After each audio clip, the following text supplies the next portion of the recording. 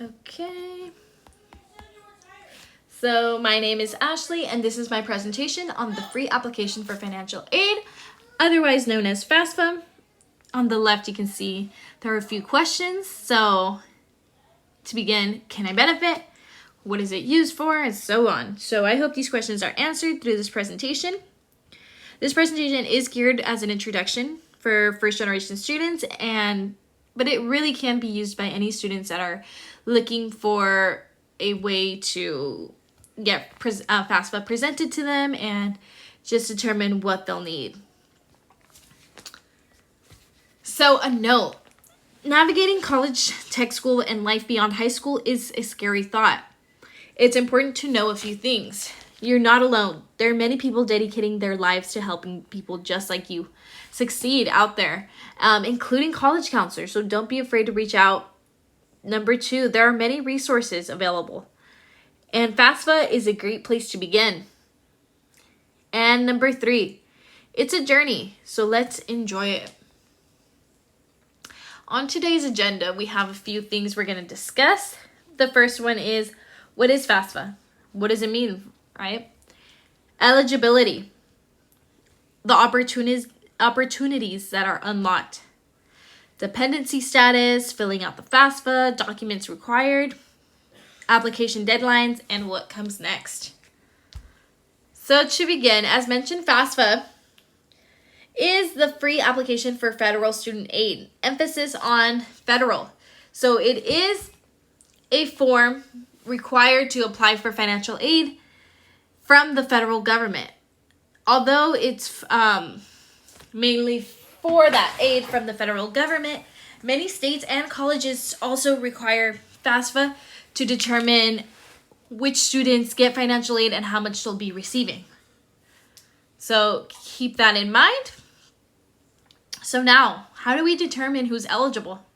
So eligibility to apply, there are 3 main things, including the need for financial aid. So then the need obviously varies by student, but anybody that feels they have a need, that there's opportunities out there for them, this is a great place to start. 2, you must be a U.S. citizen or eligible non-citizen, meaning a lawful permanent resident, such as those people with green cards. And then the third key point, you must be enrolled in an eligible program. So a lot of accredited schools, they will be programs that you can utilize FAFSA with. To determine that, you would have to reach out to your specific program, but typically any community college, any state college, university, private or non-private, would be eligible, including many trade schools, many tech schools, and so on. And also those eligible also include those on probation or parole or living in a halfway house. So opportunities unlocked with FAFSA include student loans, grants, and work study. So grants are money issued to you and you do not have to pay it back. This money goes directly to pay for the school, and then if any of it is left over from your tuition, room and board, all of that, then it can go to you. So you as a student, and then you can use that money to cover any additional expenses such as textbooks and whatnot. Student loans. Student loans is also money that is given to you, but this money you do have to pay it back. There are different types of loans. Student loans, those with interest, non-interest, and we'll talk about those a little bit in more detail further on. And typically you do have to pay those back when you graduate or if you stop your program early. So another third opportunity are work study opportunities. So work study, you will have the option to work while you assist college or trade school or wherever you end up. So how is eligibility determined? So for eligibility, it varies by students. It's very specific to the student, and it's a case-by-case thing. There are three main things, however, that the FAFSA looks for. So the first one being income. So income is money that is flowing in. So that includes different sources such as salaries, wages, business income, investments, etc. Number 2, assets. So this might be an investment, right? A savings account and real estate. So you already have this something set up and it's still of value. So that is why it is also included in that category for determining eligibility. The third one is the number of individuals in the household. So typically, if you see a household with more people in there and more people assisting college and so on, you'll get a higher amount of aid to help pay for any college expenses. So how to determine the dependency status? So dependency status, there are 2 different types, either dependent or independent. So to the right, you'll see a series of questions. These are gathered directly from the FAFSA website. So some questions include, were you born before January 1st, 2001? Are you a veteran of the U.S. Armed Forces?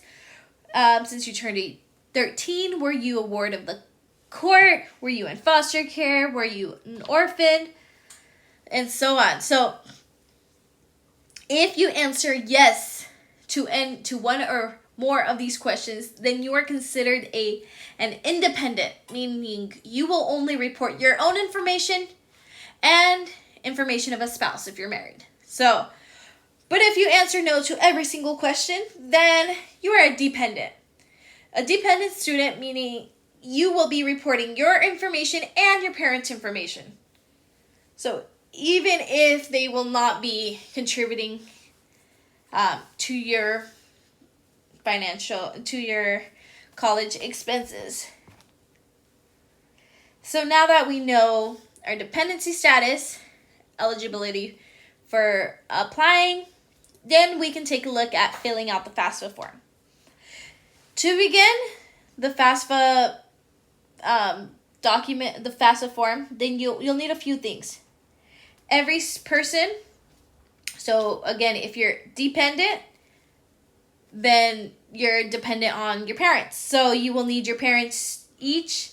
So if there's more than one, they both have to create an FSA ID, meaning they have to create accounts. They have to be able to log in and access your form when it's done in order to sign it. Then you as a student will also need to create an account, and start the form. When you start the form, you'll need 2 things specifically. You will need your social security number or a number if you are an eligible non-citizen. Again, that means if you are a permanent resident with a green card. And then the second thing you'll need are your federal income tax returns or W-2s. The great thing about W-2s are that all the information should be on there from what money was earned, so your income, wages, salary, all of that, and also any assets that an individual owns. So those W-2s, you can also transfer all of your federal tax return information from the IRS. So using the data retrieval tool when completing the form, you log into the IRS website, it takes you straight there, and then you log in and it takes you back to the form and it saves a lot of that information. It applies it to your form. So a lot of tax information, income, and so on. So when the form is completed, as you go through those questions, then you'll get to a section where it says school codes. So the school codes vary by school. So this means you're sending your FAFSA information to the school. If you have already been accepted to a school, it's important that you list the school as soon as possible. So when you're completing the form or you can always go back and make corrections. But it's easier if you do it all at once, even if you haven't heard back from the school and it's still an option. Other schools cannot see which schools you have listed on your FAFSA. These are just, hey, you're sending them off just in case. And those school codes can be retrieved from the school themselves. You can always go in, for example, Fresno State University. You can Google Fresno State University school code for FAFSA, and it should pop up on Fresno State's website, and we can always help you go in and search for those if you cannot find them. But again, you can always go back and make corrections and add them at a later time. When you're done, then every individual, so parents must sign, student must sign, and it is submitted. Corrections can be made, and we'll talk about that for the deadlines coming up. So when it comes to deadlines, so the federal deadline is extended a bit. So the FAFSA form must be submitted, it says, by 11:59 Central Time. So this is for the 2024-2025 school year, by June 30th, 2025. Keep in mind, funds do run out in some cases, so it's important to get that FAFSA submitted as soon as possible. Any corrections or updates must be submitted by 11:59 Central Time on September 14th. State deadlines approach a bit faster.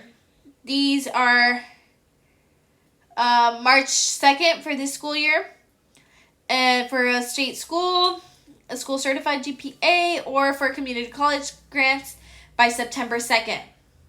So it's always important to be vigilant of those deadlines. Sometimes it has happened with COVID.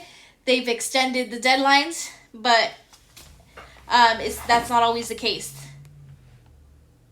So that was just a little a little introduction on FAFSA.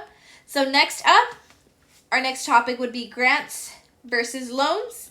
So student loans, like I mentioned, the interest stuff, what type of grants is there, federal, state, and so on. And then work-study opportunities. So what can an individual be looking forward to? So I'm going to open up for any questions. And thank you so much.